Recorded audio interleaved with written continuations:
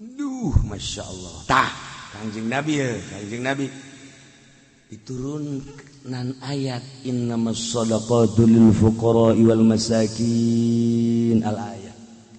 Eta teh sedekah wajib, zakat masuk. Geus aya sedekah wajib, zakat fitrah, zakat harta, zakat dagang dan lain sebagainya. Aya sedekah sunnah. Ieu Kangjeng ceramah 14 abad silam di Madinah.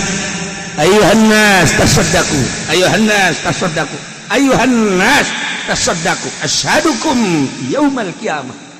Geura sedekah aranjeun kabeh, geura sedekah aranjeun kabeh, sedekah aranjeun kabeh di luar anu wajib.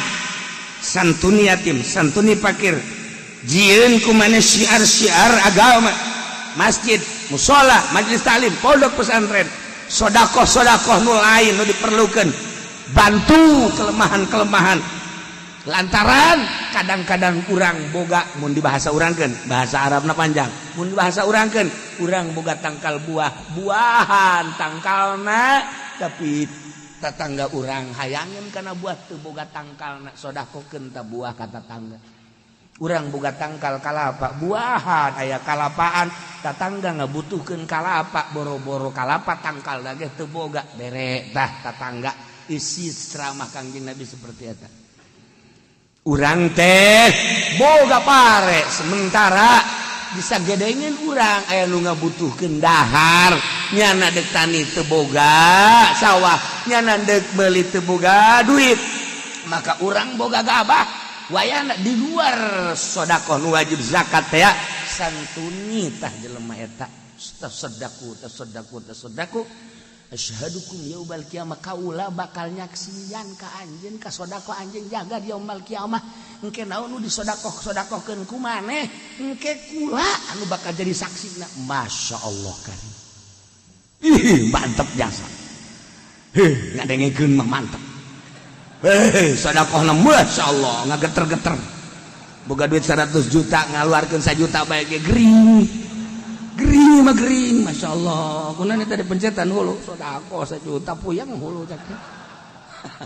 Ya Allah, ya Rabb. Masya Allah. Kunaon eta nu mantak gede jasa ganjaranna sedekah sunah. Nu mantak gede jasa ganjaranna kunaon?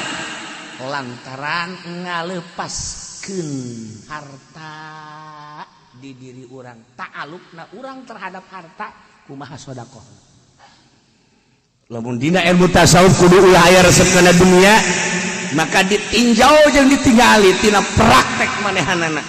Lamun manehanana nyebutkeun mata naon kitu teu resep kana dunia tapi teu pernah sedekah, bohong.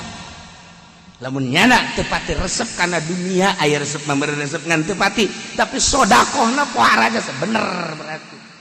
Tinggal deuleu bae sedekahna. Lamun masih keneh komo teh menta sedekah, hayang disedekahan geura pae sia. Oke, disolawatan sia ku aing. Pang parah-parahna jelema. Lalu bawa omong aju suku dula deuleu ka dieu kosong nyaho bae sia. Biasa bae sih.